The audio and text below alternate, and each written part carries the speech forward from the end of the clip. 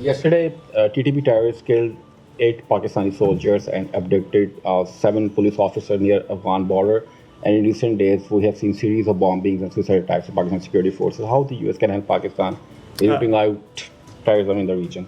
So we are aware of reports that a military convoy was ambushed near the border with Afghanistan, and of a separate incident that resulted in the abduction of 7 police officers in Banu yesterday.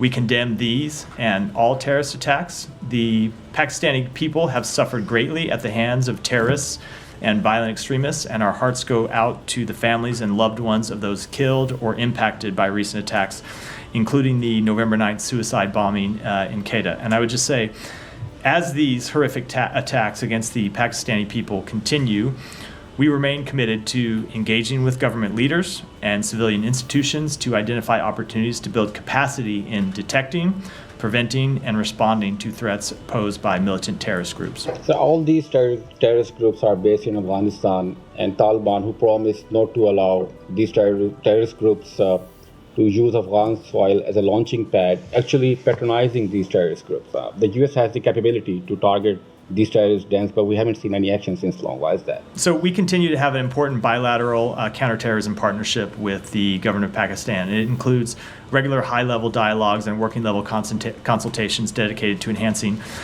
both civilian and military capabilities to detect and counter these type of threats. So last question, if I may. So a few weeks ago, U.S. officials met with Sikh advocates to discuss threats faced by Sikhs in the United States. I was just thinking, President Biden recently met with Modi in Brazil. Was there any discussion on this matter?